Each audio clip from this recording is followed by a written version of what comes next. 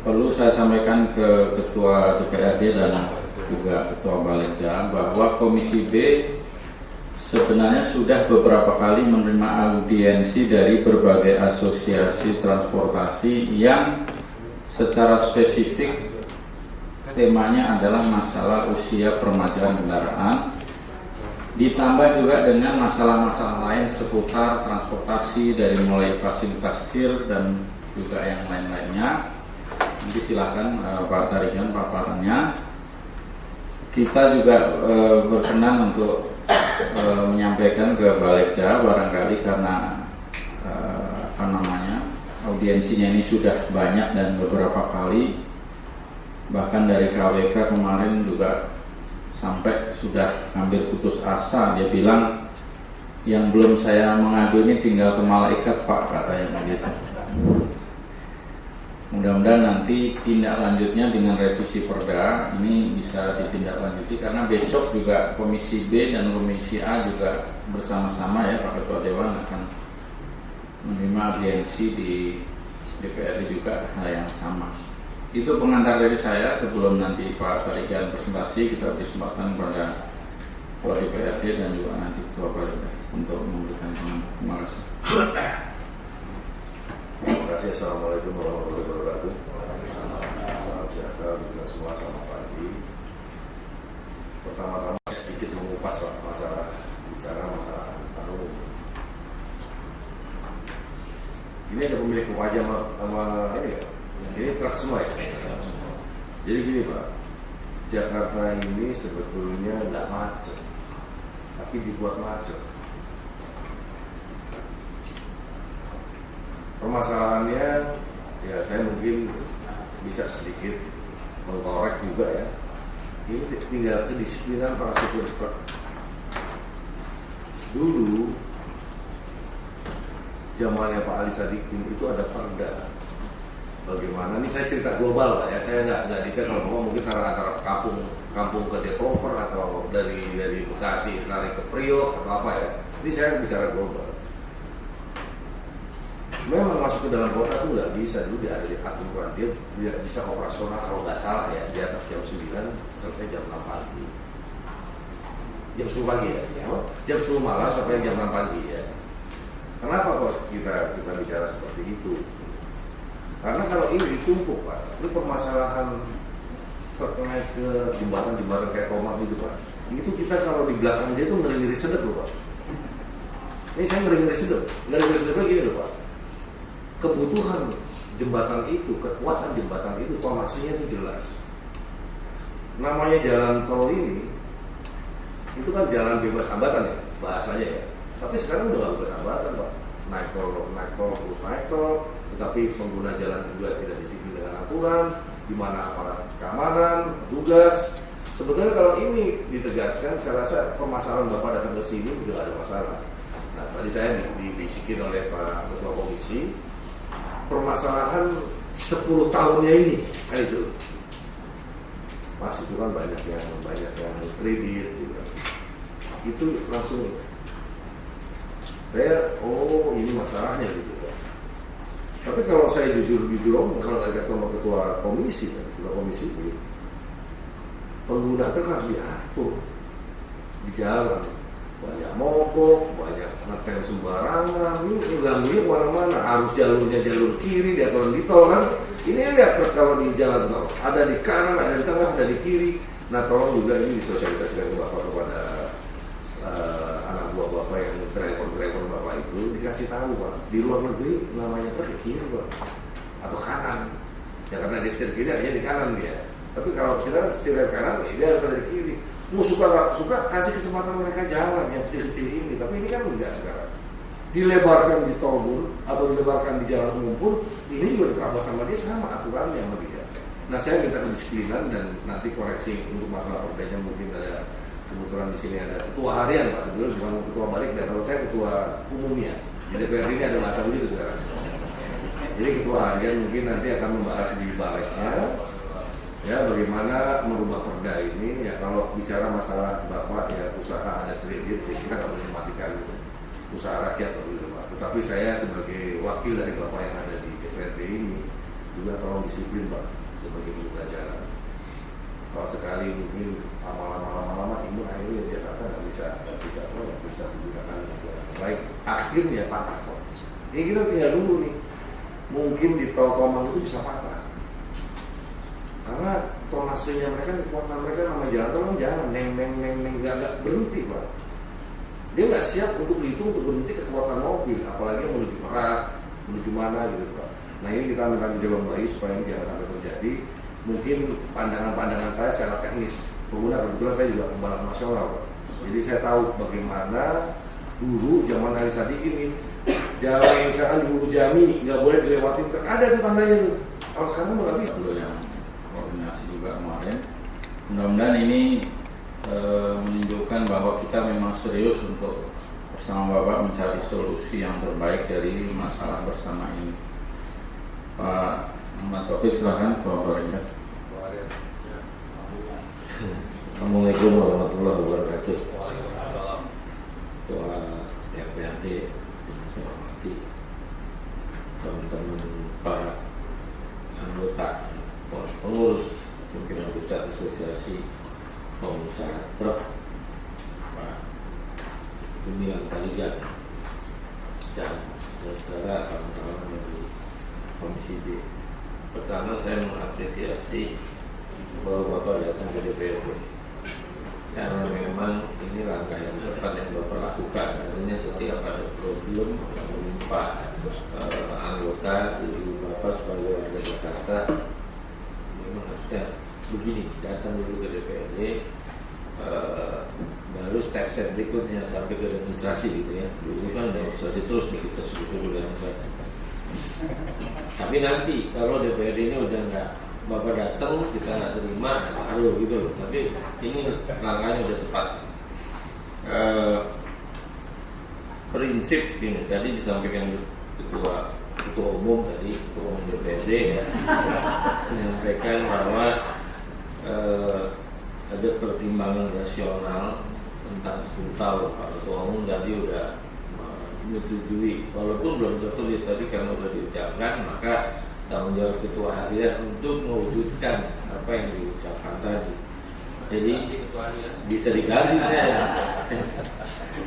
Saudara, ya memang ini ada perda ya, perda yang saya kira perda nomor 5 ya tahun 2014. Tinggal begini, Pak, ada 2 mekanisme dalam proses perubahan itu perda. Yang satu, perubahan manakala datangnya dari eksekutif. Biasanya kalau perubahan yang datang dari eksekutif, ada kepentingan eksekutif yang belum terakomodir atau yang sudah tidak lagi bisa diakomodir oleh pasal-pasal di perda itu, maka eksekutif melakukan usulan. Yang kedua, ada perubahan itu masuk dalam usul inisiatif DPRD. Walaupun di DPRD DKI ada ketentuan tidak masuk pun dalam agenda prolegda, karena kan kita sudah tetapkan ya rencana balik merumuskan perda ada 22.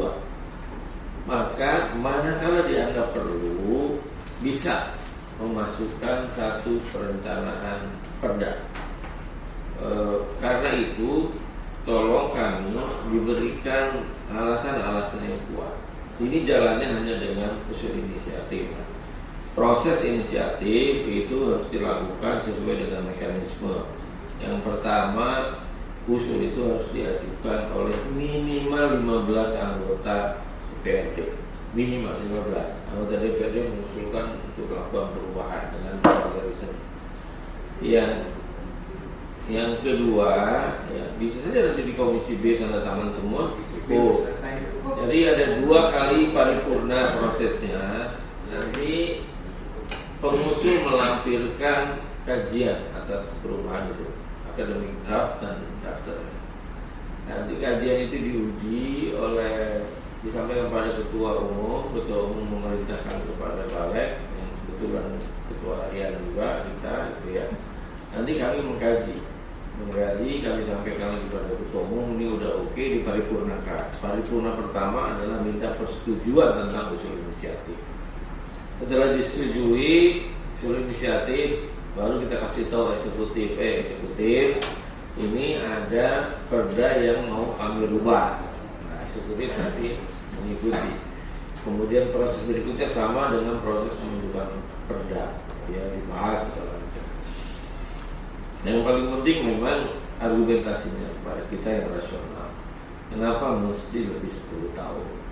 Itu kemudian kenapa berat kalau 10 tahun?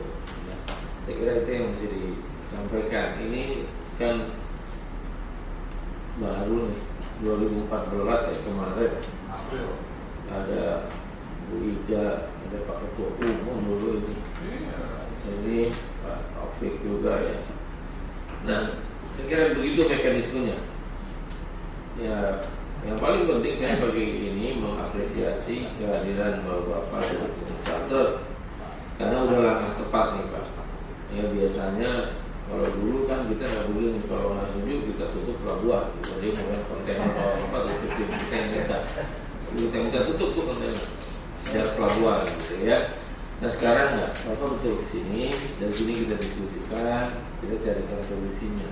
Ya pasti DPRD akan berpikir bagaimana masyarakat itu harus lebih baik. Saya kira itu. Terima kasih. Pak Wakil ada tambahan?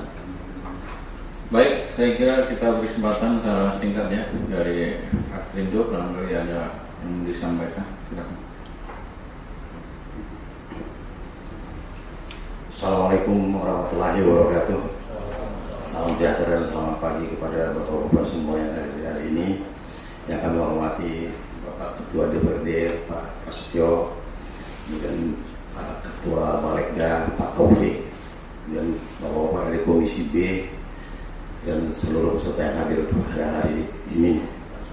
Pertama-tama kami menyampaikan rasa syukur dan terima kasih atas kami dapat diterima untuk menyampaikan materi tentang keadaan truk di Jakarta khususnya.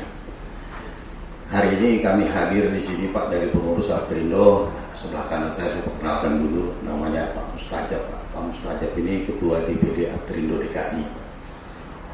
Kemudian saya sendiri Gemilang Tarigan, saya Ketua Umum DPD, Ketua Umum Aktrindo se-Indonesia. Sebelah kanan kami ada Pak Mustafa Talong, ini Wakil Ketua.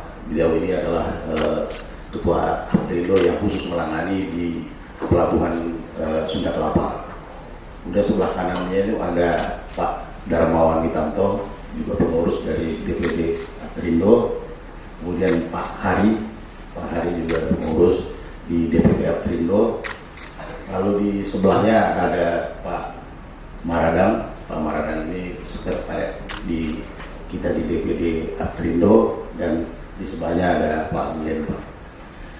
Pada kesempatan ini kami akan mempresentasikan tentang namun sebelumnya kami ingin menyampaikan keberadaan Aktrindo ini siapa gitu Pak ya, karena memang Aktrindo ini awalnya adalah merupakan bagian daripada asosiasi Organda Pak yang khusus mengenai truk, dan kebetulan pada saat kita di dalam posisi di asosiasi tersebut ada di tingkat unit Pak, sehingga tingkat unit ini sulit untuk menyampaikan aspirasi termasuk ke tempat DPRD sendiri Pak. Kami ini adalah di tingkat kelurahan Pak koordinasinya.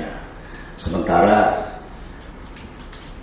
dengan adanya MEA ini Pak, banyak sekali regulasi-regulasi yang mengatur tentang dan terkait dengan di kepelabuhanan, kemudian kepabeanan dan segala macam Pak, sehingga kami terpaksa menyatukan diri untuk menyampaikan aspirasi kepada pemerintah agar truk ini tetap eksis menjadi bagian daripada logistik nasional kita, sehingga kita tetap bisa diakomodir. Nah ini barangkali mengapa Aktrindo ini hadir, dan hari ini akan kami presentasikan mengenai truk. Untuk itu kami persilakan Pak Mustajab untuk menyampaikan materi ini. Terima kasih. Assalamualaikum warahmatullahi wabarakatuh. Salam sejahtera, selamat pagi. Terima kasih Pak Ketua. izinkan Bapak dari DPRD Komisi B kami untuk menyampaikan tangisan para pengusaha truk ini mengenai Perda 5 2014 karena memang produknya sendiri kami waktu itu sepertinya tidak dilibatkan. Jadi pada waktu produk itu turun kami semua terperangah dan akhir-akhir ini sudah terjadi gerakan-gerakan represif sehingga terjadi rahasia gabungan dan beberapa unit kami sudah dikandangkan. Padahal unit-unit kami yang dikandangkan pun usianya relatif masih muda, ada yang 2012, 2015, tapi karena ada beberapa hal yang tidak bisa kita penuhi, nanti akan kami sampaikan mengenai izin-izin yang berkaitan dengan kartu izin usaha. Nah, Perda 5 ini sudah mengarah ke sana. Nah, pagi ini saya sudah siapkan materi mengenai pembatasan masa pakai kendaraan bermotor umum.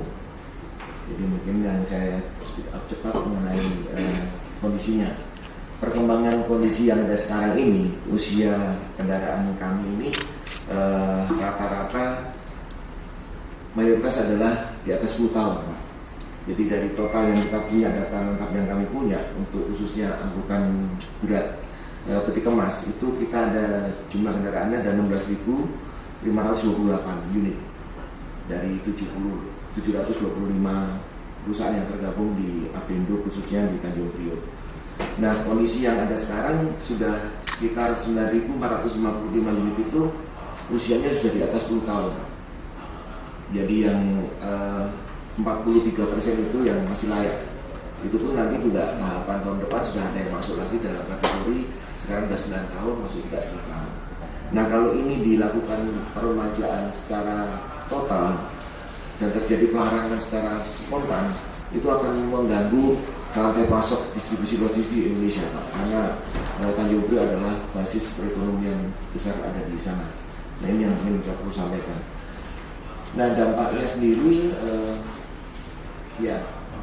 dampaknya sendiri kalau kita coba analisa itu kaitan dengan biaya angkutan, biaya persediaan, administrasi itu prosentasenya sungguh sangat fantastis bahwa kalau pembatasan 10 tahun terjadi, posisi kita sekarang ini pun sudah tingkatannya sudah paling bontor di antara negara-negara yang ada daftar di bawah.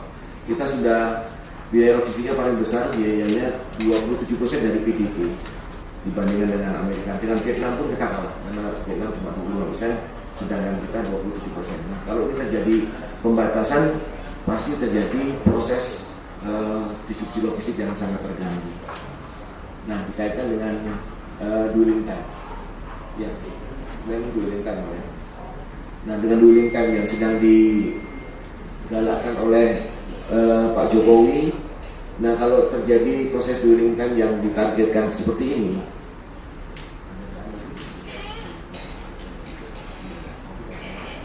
general seperti itu. Sedangkan kondisi actualnya tahun 2014 Desember itu sudah 5,94 hari. Januari sudah meningkat jadi 6,33 hari. Nah, dengan adanya pembatasan berarti kan armada yang melayani Tanjung Priok kan berkurang, Pak. Padahal kan pentingnya armada ini adalah untuk mempercepat proses keluarnya barang dari Tanjung Priok. Nah, berapa besar implikasi dampak negatifnya terhadap kondisi distribusi barang-barang itu? Kalau memang di strike bahwa yang udah 10 tahun tidak boleh melayani, itu terjadi stagnan yang cukup fantastis nantinya. Nah, mungkin saya juga perlu sampaikan mengenai kegiatan bongkar muat tren yang sudah terjadi sekarang ini. Di tahun 2012 itu tertinggi, sudah terjadi proses bongkar muat yang puncaknya ada di tahun 2012. Sekarang ini pun tahun 2014 sudah lumayan ada pertumbuhan. Jadi kalau dilihat dari rata-rata pertumbuhan itu sudah 4,36% pertumbuhan bongkar muat yang terjadi di pelabuhan dengan kondisi normal sekarang. Nah, apabila nanti terjadi penurunan unit truk yang melayani Tanjung Priok, berapa dampak yang akan terjadi ini kita harus hitung sama-sama. Nah, kaitan dengan nilai investasi yang harus dilakukan, para pengusaha yang 725 company tadi diwajibkan memiliki dana sekitar 9,4 triliun karena 9.455 truk itu harus diusulkan, harus di-break, tidak boleh beroperasi. Nah, nilai investasi adalah 9,4. Kami sebagai pengusaha swasta rasanya nggak akan sanggup untuk mengadakan seketika dengan melaksanakan perda ini. Uang segini dari mana kalau government tidak memberikan dukungan kepada kami, khususnya misalnya ada bank pemerintah membantu dengan dana murah segala macam. Nah, mungkin nanti masuk dalam analisa yang kita hitung secara detail. Nah, dampaknya sendiri dengan adanya penggantian operasi 9.455 itu pasti akan berdampak terhadap pengangguran, karena driver kami ini kan pasti tidak bekerja karena kan penggantian unitnya belum ada, Pak. Nah, ini yang jadi masalah kan. Sedangkan kalau pengusaha asing datang dengan truknya, apakah mungkin truk itu bisa dipakai oleh driver kami? Karena mungkin mereka juga membawa SDM dari sana, Pak. Itu yang jadi pertanyaan yang harus dijawab oleh kita semua di sini. Nah, pengangguran bertambah menjadi masalah besar, kemiskinan bertambah, pasti kriminal akan naik juga, Pak. Ini yang sangat rawan, karena teman-teman para driver ini kan memang orang lapangan, Pak. Urusannya perut, Pak. Sudah nggak pakai hati, nggak pakai pikiran lagi. Kalau perutnya kosong, ya jadi bajing loncat lah, Pak. Jadi bajing loncat, lama-lama jadi mafia besar lah. Itu yang mungkin harus dipikirkan. Nah, mungkin yang perlu dikaji bersama adalah sebetulnya truk kita ini bagaimana sih kondisinya? Truk yang beroperasi di Jakarta itu praktis kerjanya itu sedikit, Pak. Sedikit kenapa? Karena jarak yang ditempuh di Jabodetabek itu kalau kita ukur rata-rata adalah 150 kilo, Pak. Jakarta Kerawang Timur yang sudah paling ujung, 150 kilo. Jarak yang dilakukan jalan tempuhnya seperti itu. Tetapi jam tempuhnya ini, Pak, yang perlu kita kaji sama-sama nih. Waktu tempuh normal tuh kira-kira 3 kilo. 3 jam dalam kaitan 50 km per jam. Waktu tempuh acuannya rata-rata 5 jam. Kemacetan, segala macam. Nah, waktu operasional itu sebetulnya cuma 12 jam dari 24 jam yang ada, Pak. Kenapa saya katakan seperti itu? Karena ternyata pada waktu dia masuk ke pelabuhan, nunggu muatan di pelabuhan, entah alat namanya tinggu, Pak, alatnya bermasalah segala macam, truk itu idle, Pak, nunggu, Pak, supir tidur di truk. Pada saat dia dapat, dia naik jalan lagi, jalan macet, Pak. Nah, yang paling masalah adalah padahal dituntut oleh presiden yang terdahulu, kita ini harus bekerja 7/24, 7 hari seminggu, 24 jam sehari. Tapi faktanya di pabrik enggak, Pak. Begitu kita masuk di pabrik jam 5, mohon maaf, Pak, enggak ada bongkar malam nih, Pak. Terpaksa truk nginep. Begitu truk nginep, besok pagi jam 8 baru dibongkar, Pak. Padahal ada ketentuan Pak Pras tadi bilang truk nggak boleh jalan dari jam 10 sampai jam 5 atau jam 5 pagi sampai jam 10. Kan kami kerjanya bagaimana nih truk ini, Pak? Malam harus 24 jam, truk senang, supir-supir senang sampai pabrik. Kok nggak bongkar? Nggak mau bongkar, buruhnya udah pada pulang, nggak ada shift 3. Besok pagi bongkar. Pada waktu keluar nggak boleh lewat karena jalannya dilarang, dibatasi, nggak boleh lewat. Sebetulnya kita ini mau dibawa kemana nih perusahaan truk ini? Sebentar Pak. Saya berkomunikasi ya. Ini kan cuma pindah malam dari pagi ke malam, malam ke pagi kan. Siangnya mereka kan bisa bongkar semua. Dan si penerimanya juga harus dikonsolidasi juga di sana ya. Karena nggak bisa Bapak juga mengatakan yang seperti Bapak tadi, waktu kalau malam Bapak bisa keluar ya, bongkar malam jalan lagi, itu lebih efisien, lebih mukul dapat hak.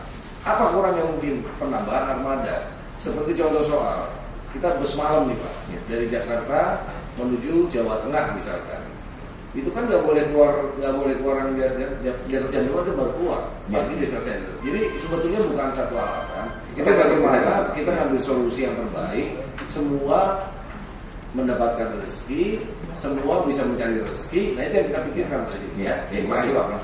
Jadi saya mau sambung lagi. Jadi dengan kondisi seperti itu, Pak. Jadi idle time-nya itu 58%, Pak. Nah kita mau kasih tahu referensi yang ada di dunia, Pak, bahwa sebetulnya referensi kendaraan truk ini layak pakainya itu sebetulnya adalah 1.120.000 kilo, Pak. Itu baru total break nggak bisa dipakai lagi. Atau kalau kita dasar pengalaman kilometer adalah 1 juta, Pak. Nah dengan pemakaian yang tadi saya katakan round lingkupnya tadi, itu kira-kira kilometer dipakai per bulan itu 3.750, Pak. Atau setahunnya baru 45.000. Nah itu kalau dikaitkan dengan pencapaian 1 jutanya tadi, itu dibutuhkan 22 tahun, Pak. Truk itu baru totally break, Pak, nggak bisa dipakai lagi. Nah kalau 10 tahun dipaksakan berhenti, nilai 10 tahunnya itu masih tinggi, Pak. Truk itu mau dibawa kemana ini? Nah itu rasanya perlu ini. Jadi usulan kami sebetulnya jadi kira-kira 22 tahun. Nah, saya mau buktikan contoh-contoh yang ada sekarang, gambarnya. Itu yang gambarnya. Nah, ini adalah contoh actual Pak yang kami punya. Truk yang kita lihat gambarnya ini truk tahun 98 Pak. Artinya sekarang ini sudah sekitar 18 tahun. Tetapi karena perawatannya bagus segala macam, ini masih layak pakai Pak. Dan nilai jualnya pun kalau saatnya di stok operasinya itu nilai jualnya masih kisarannya sekitar 250 ke 300 juta. Jadi kalau seperti ini mau dibesi tuakan kan Madura seneng Pak. Kita ini yang seneng Pak karena ongkos per kiloan Madura kan lebih murah. Nah, itu contoh-contoh yang harus kita lakukan. Nah, ini ada satu contoh lagi.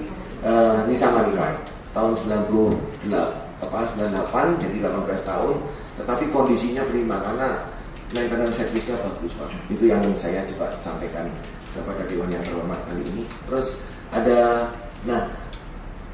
kalau di tempat lain, di negara lain, itu pembatasan itu bukan di usia Pak, tetapi uji kelayakan jalan Pak. Artinya uji emisi atau apa. Ada yang 5 tahun tetapi karena perawatannya jelek, udah emisinya udah gas buangnya udah bermasalah, itu tetap harus di-break Pak. Karena usianya masih muda tapi udah sakit-sakitan. Nah, itu harusnya tetap uji kelayakan gearnya yang harus kita permasalahkan. Jadi itu yang menjadi masukan kita. Terus dasar hukum yang menjadi tadi pertanyaan kami adalah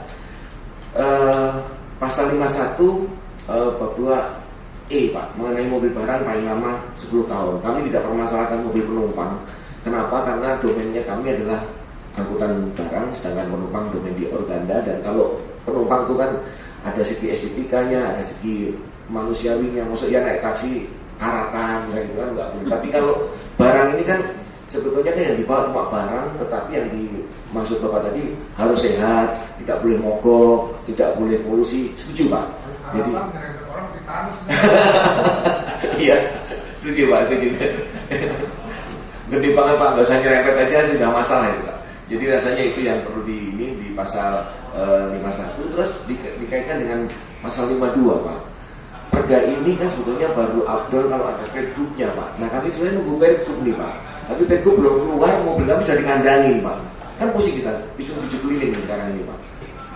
Dikandangin. Yang dikandangin itu mungkin kan bahasa apa yang nggak layak. Jadi ini kan harus dipisah-pisah dulu. Yang tahun 90-an yang tadi itu masih bagus, itu harus layak. Ya. Tetapi sekarang permasalahannya ini banyak juga yang nggak layak. Ya. Ini banyak juga nggak layak. Mungkin tokeknya udah malas-malasan. Boleh, bisa jadi lo ambil gitu Pak. Ya. Ada lagi nggak yang ini?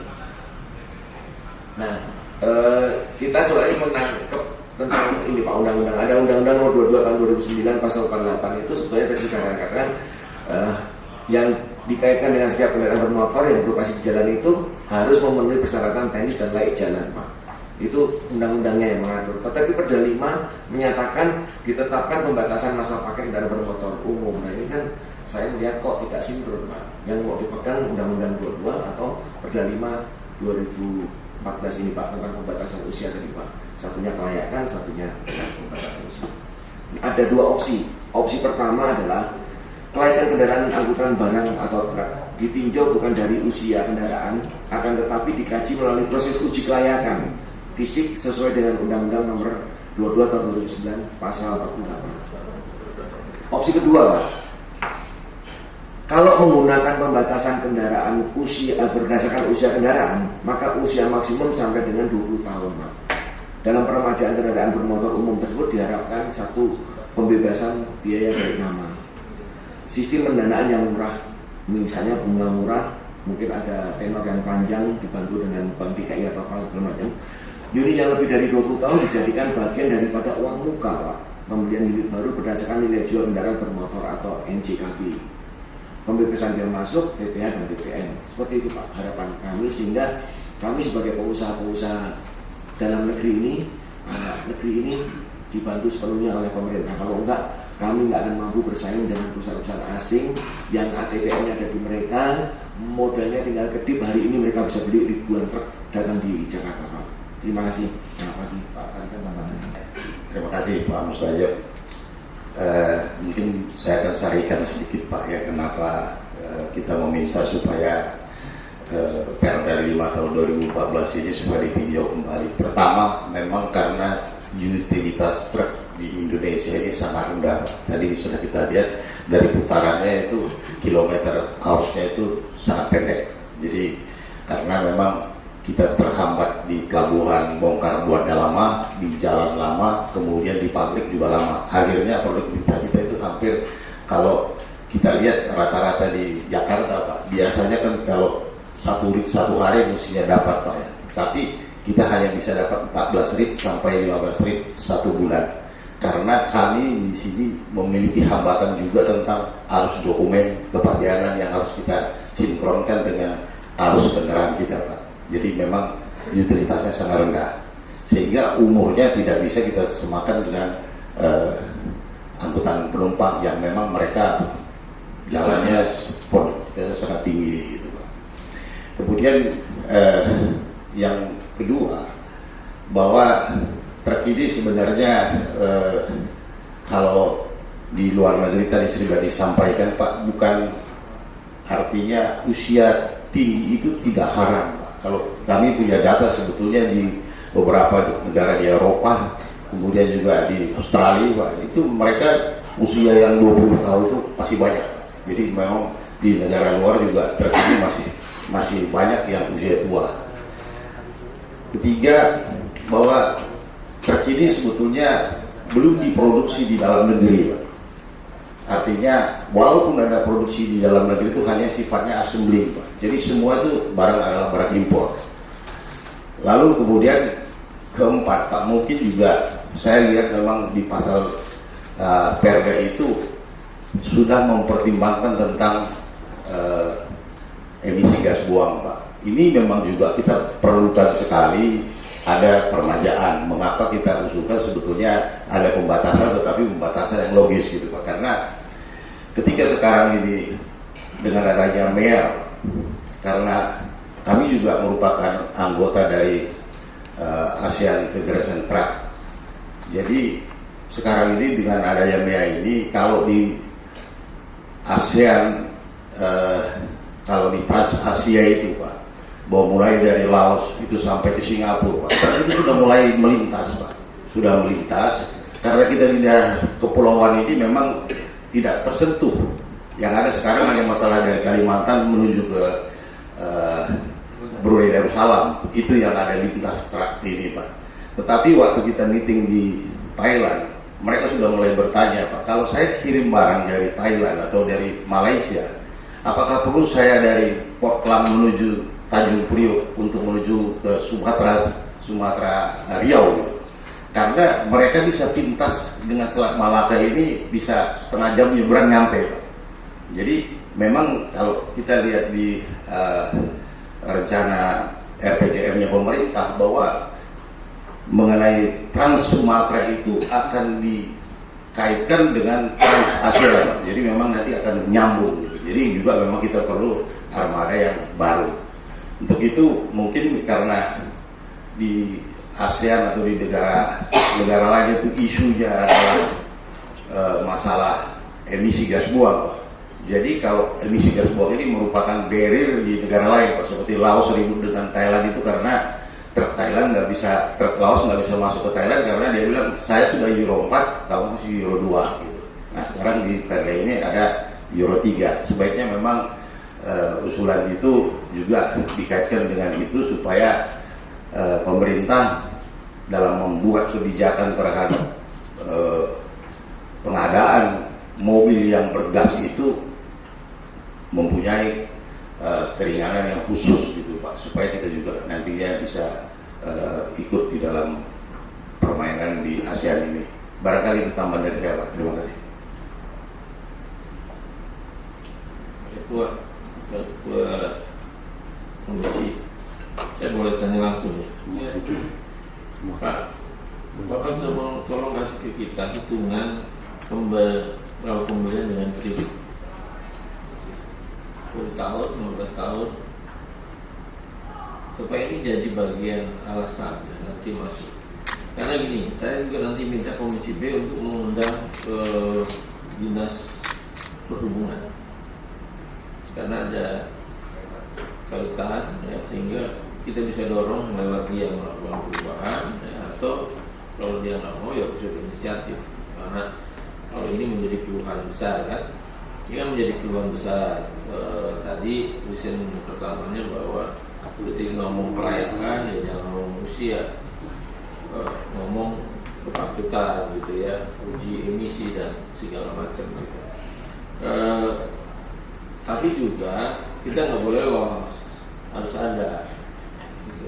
Usia yang sama-sama disepakati berapa sih? 15 tahun, 20 tahun gitu loh.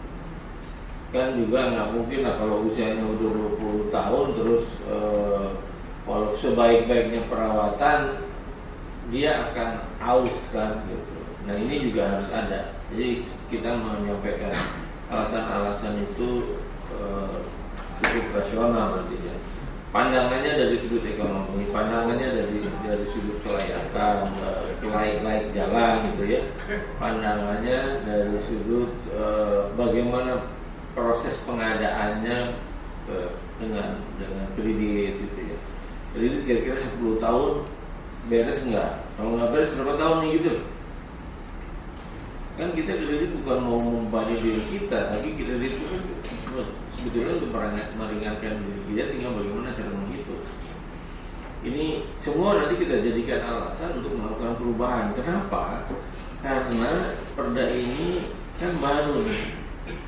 2014 bagi satu aturan pemerintah daerah itu sesuatu 2014 ke 2016 kan baru 2 tahun gitu. Bukan berarti tidak bisa dirubah. Selama ada kepentingan yang sangat memadai untuk kita lakukan perubahan, ya kita lakukan perubahan. Makanya kami kasih alasan-alasan. Dan saya kira ini, saya kalau baca ada clipping di sini, nggak terlalu sulit ini untuk merubah ini. Kita dorong aja tuh si dinas perhubungan, karena kan sampai bilang si Akbar pada waktu itu dia akan rubah juga ini. Saya kira itu Pak. Assalamualaikum warahmatullahi wabarakatuh. Pimpinan, terima kasih. Pak Rajab ya, Pak Mustajab. Tadi Bapak menghitung berdasarkan pendekatan kilometer ya, sehingga dengan pemakaian kilometer dapatlah usia 22 tahun gitu. Sebetulnya perda yang lalu juga mempunyai landasan juga ya. Saya tidak tahu persis ya, kemungkinan itu apakah Bapak bisa bertanya kepada perusahaan-perusahaan truk misalnya, ini jangka pemakaiannya berapa lama? Saya duga itu ya, karena kan mobil-mobil Jepang itu kan rata-rata 10 tahun gitu ya. Sehingga dasar itulah yang diambil, karena mengacu pada buku yang ada ya, pemakaian seperti itu. Kita sih nanti nggak apa-apa, coba aja dihitung-hitung ya, beberapa perusahaan-perusahaan yang berdasarkan buku itu pedomannya, itu nanti juga dijadikan acuan. Itulah yang nanti bersama-sama kemudian ditambah juga dengan pemakaian per kilometer yang biasa dipakai gitu. Sehingga tadi yang dibilang Pak pimpinan Pak Taufik ya, kita ada batasan usia tetap, tapi tidak menutup kemungkinan nanti berdasarkan per kilometer tadi misalnya gitu. Sehingga nggak loss gitu saja Pak. Itu yang pertama. Yang kedua, tadi Bapak mengatakan jangan sampai kita nih kalah dengan perusahaan-perusahaan asing gitu kan. Coba dong Bapak sebutin ya, perusahaan-perusahaan mana kan gitu kan, banyak enggak kan gitu kan. Ya. Ini harus dari bahan perhitungan kita. Karena ada kebijakan pemerintah yang baru itu, perusahaan asing boleh 100% yang untuk di sini. 67% itu sama dengan 100% Pak. Jadi jangan cuma ngomong 67-nya. Kalau 67 udah lah, yang 30 itu nggak jadi apa-apa itu. Nah, jadi memang harus kita bela ini, pengusaha pribumi ini harus kita bela ya. Salah satu cara membelanya dengan aturan.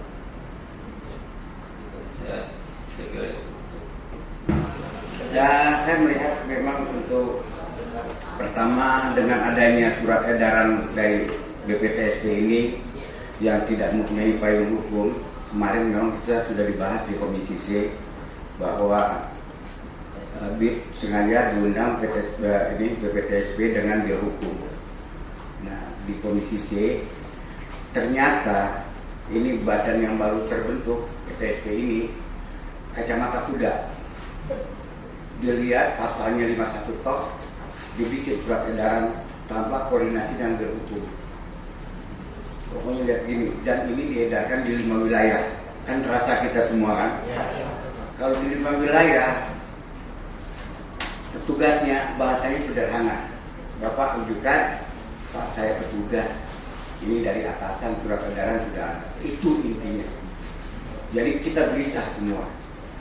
Nah, kalau memang tadi Pak Aryan ini bilang kalau demo Pak, kita demo nggak usah truk aja sama KWK udah beres Jakarta.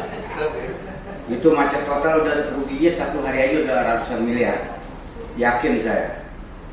Baik, tadi ada yang menarik dari Pak Ketua DPRD. Mungkin Pak Tarigan bisa tahu. Pada saat angket ya, pernah truk angkutan barang tidak diperbolehkan melintasi zona dalam kota. Pernah, dan itu tidak macet, betul. Kita terasa sih bawa mobilnya. Nah, tapi yang protes juga dari Aprindo bahwa dia jalan keliling, yang protes lagi Tangerang. Nah, tapi kan dengan alasan kesepakatan dengan Disub kalau masalah ini Pak, lalu diperbaiki bahwa kalau tol Jor sudah selesai, terlingkar ya, baru bisa angkutan barang tidak baik. Saya lanjutkan Pak.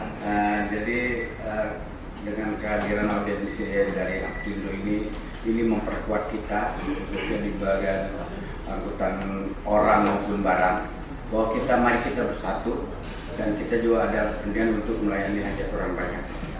Itu harapan saya, dan Ketua Balik ini Bang Taufik bisa memperhatikan dengan serius dan saya mohon bisa diprioritaskan. Terima kasih. Wassalamualaikum warahmatullahi wabarakatuh. Ya Pak, ada tambahan Pak? Sedikit barangkali cukup. Pak gini Pak, saran saya gini, Bapak ada tim, ya, tim membuat kajian. Nanti tim itu masuk menguatkan dengan tim kita. Dan kalau Pak Ketua Komisi B bilang suruh inisiatif aja. Karena kalau ngurusin disuruh bisa panjang, bisa lama, nunggu aja gitu.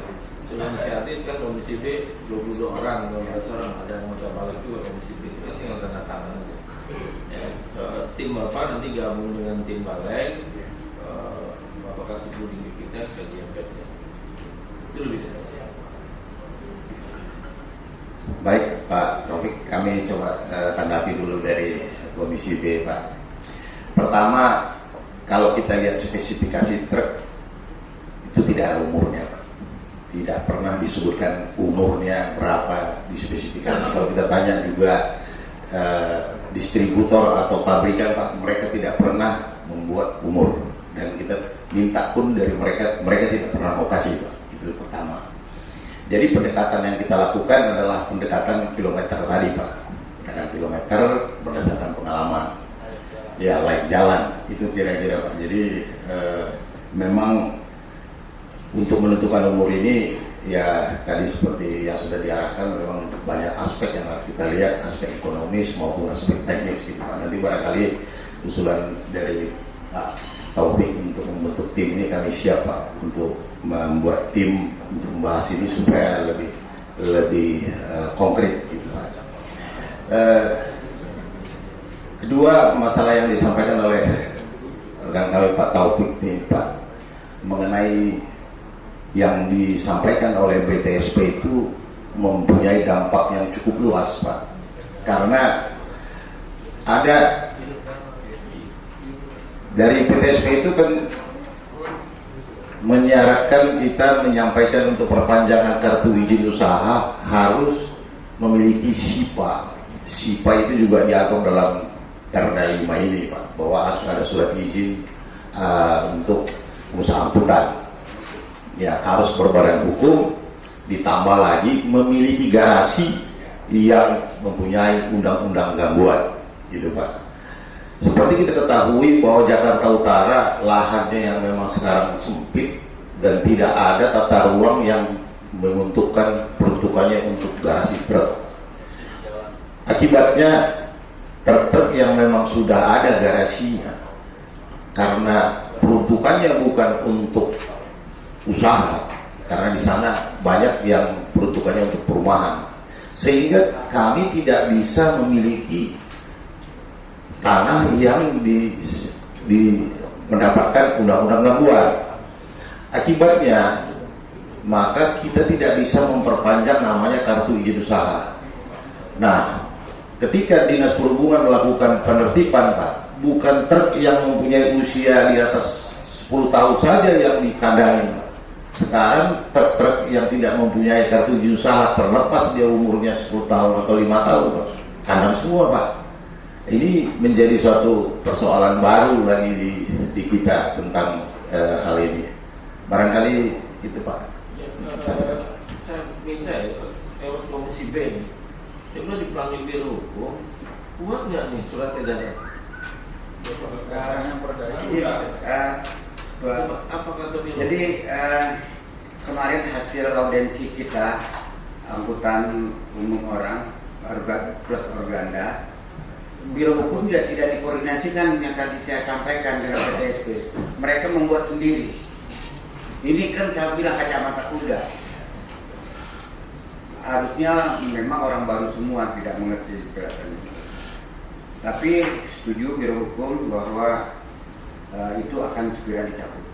Mudah-mudahan Pak Ketua DPRD nanti akan menandatangani, mengirim surat pada Gubernur dan tindakannya mungkin kepada Biro Hukum dan PTSP.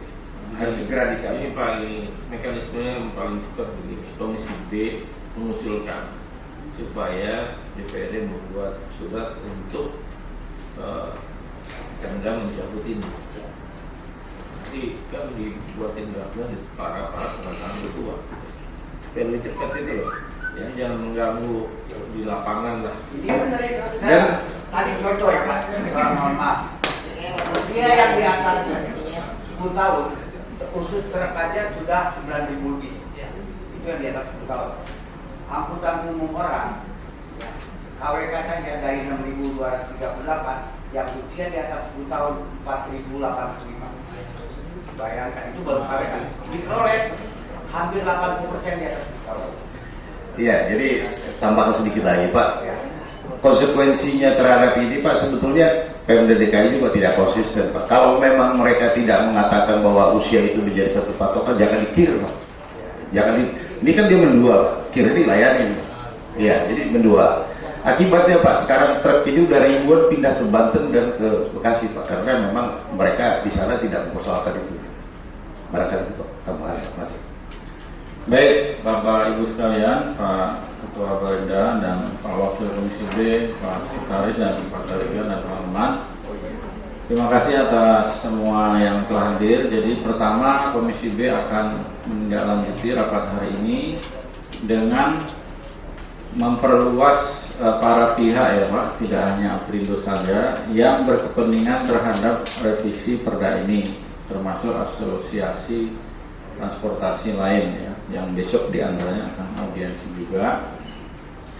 Kebetulan juga di Komisi B ini Pak Taufik, Ketua Balinda, sebenarnya sedang mendaftar berbagai perda yang dirasa layak untuk diusulkan revisi beberapa pasalnya.